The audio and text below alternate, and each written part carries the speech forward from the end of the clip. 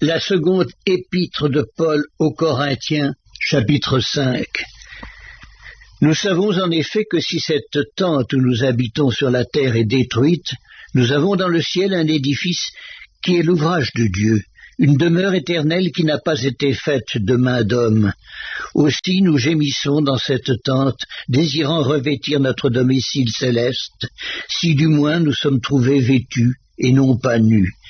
Car tandis que nous sommes dans cette tente, nous gémissons, accablés, parce que nous voulons non pas nous dépouiller, mais nous revêtir, afin que ce qui est mortel soit englouti par la vie. Et celui qui nous a formés pour cela, c'est Dieu, qui nous a donné les arts de l'esprit.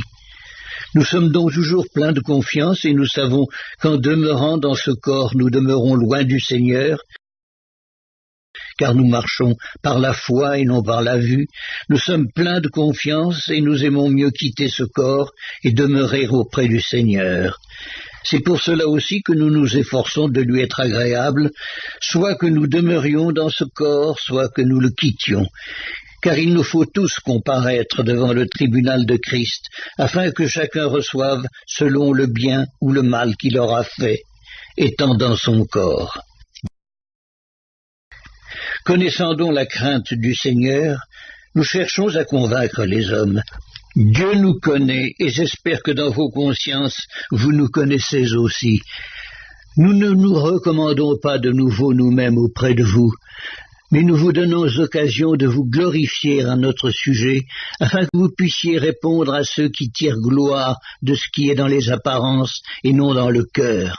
En effet, si je suis hors de sens, c'est pour Dieu. Si je suis de bon sens, c'est pour vous.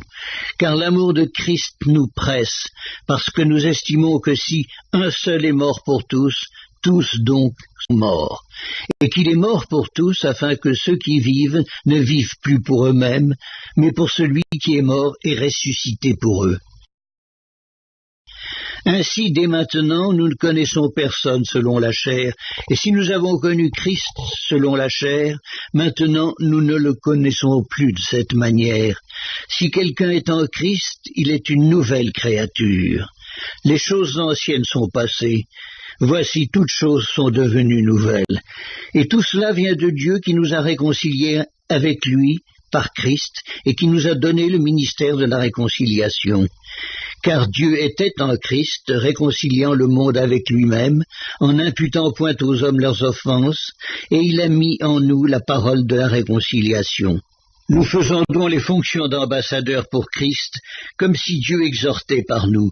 Nous vous en supplions au nom de Christ, soyez réconciliés avec Dieu. Celui qui n'a point connu le péché, il l'a fait devenir péché pour nous, afin que nous devenions en lui justice de Dieu.